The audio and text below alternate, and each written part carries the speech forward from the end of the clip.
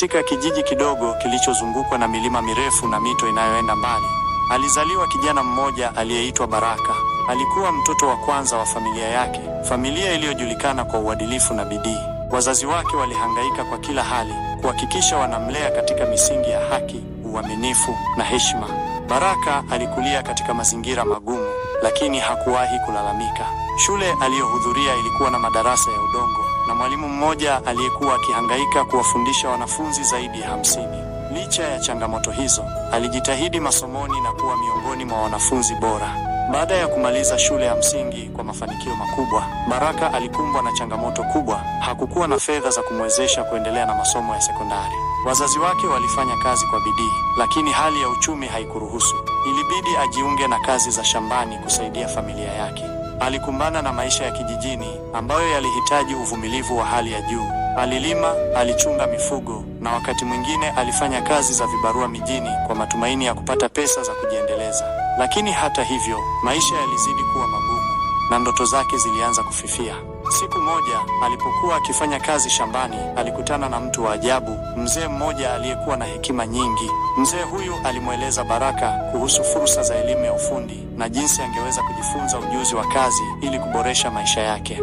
Baraka alitafakari kwa muda mrefu. Alikopa kiasi kidogo cha fedha kutoka kwa jamaa zake na akaanza kujifunza useremala katika mji wa jirani.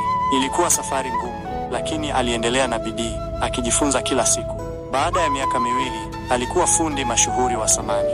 Alifungua warsha yake mwenyewe na biashara yake ilianza kukua. Alirejea kijijini mwake na kuwasaidia vijana wengine waliokuwa na hali ngumu kama yake, akiwafundisha useremala na ujasiriamali.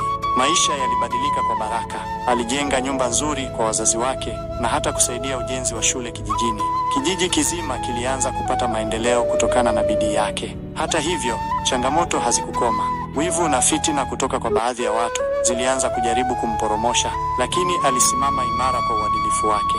Miaka ilivyoendelea, Baraka alifanikisha ndoto yake ya kusomesha watoto wa kijiji chao. Alianzisha mfuko wa elimu kusaidia watoto wa familia masikini kupata nafasi ya kusoma. Ndoto aliyowahi kuiota akiwa mdogo sasa ilikuwa hai na inaendelea kuwa nuru kwa wengi. Safari ya maisha ya Baraka ni somo kwa wengi. Inaonyesha jinsi mtu anaweza kutoka kwenye hali ngumu na kujenga maisha yenye maana kupitia bidii, uvumilivu na uadilifu. Maisha yana changamoto, lakini kila mtu ana nafasi ya kubadilisha hatima yake kwa juhudi na imani. Baraka hakuwahi kusahau alikotoka, na hata katika uzee wake aliendelea kusaidia na kuhamasisha vijana kujituma na kuamini katika ndoto zao. Huu ni Mwangaza wa Asubuhi, simulizi ya maisha yenye mafunzo yasiyopimika.